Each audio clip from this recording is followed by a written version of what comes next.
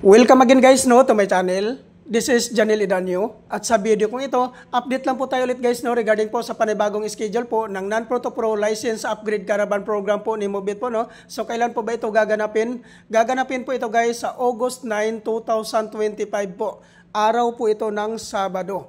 Take note po guys, limited slot lang po ito. 400 applicants lang po ang tinatanggap po dito. Kaya po kung ikaw po ay isang non-professional driver's license holders na gusto pong i-upgrade ang inyong license to professional, sumali na po kayo sa programa na ito. So good news po ito sa lahat po na nag-aabang po dito sa programa na ito.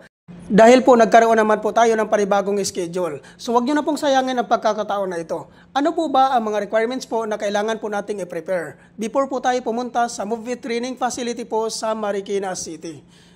Ang number 1 po na requirements po dito guys, which is yung existing non-professional driver's license, 6 months and above ang validity. Number 2, motorcycle ORCR. Number 3, NBI clearance. Number 4, 2020 and above motorcycle year model. Number 5, no LTO violations. Number 6, BIR tax identification number or TIN number.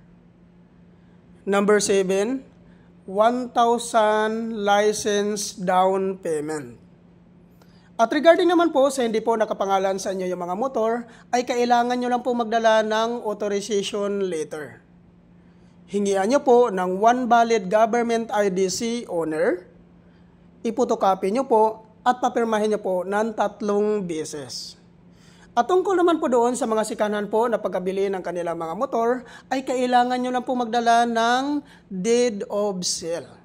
So yan po lahat ang mga requirements po na kailangan po nating i-prepare before po tayo pumunta po sa Mubit Training Facility po. I-pin location nyo lang po sa inyong mga Google Map ang Grab Warehouse Marikina. Ano naman po ang mga age qualification na pwede po dito mag-apply? Ang pasok po dito guys, which is yung 20 to 60 years old.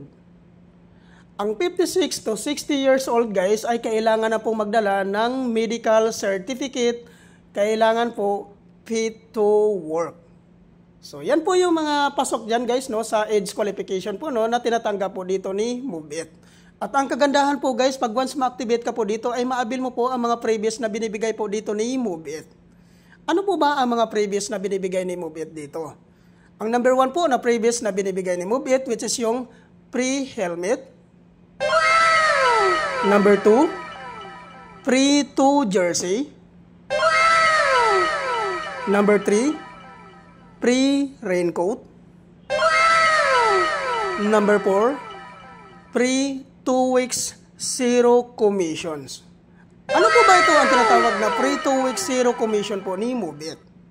Ang ibig sabihin po nito guys, pag once ma-activate ka po dito at once mag-start ka ng bumiyahe, ay hindi ka po kakaltasan ni Mubit sa kanilang commission sa loob po ng 2 linggo. So napakagandang panimula po nito guys, pag once ma-activate ka po dito dahil hindi ka kakaltasan ni Mubit sa kanilang commission sa loob po ng 2 linggo. Kaya po guys, huwag niyo pong sayangin ang pagkakataon na ito. Sana po ay nakakatulong pa ito, ang update ko na ito sa inyo. Thank you for watching.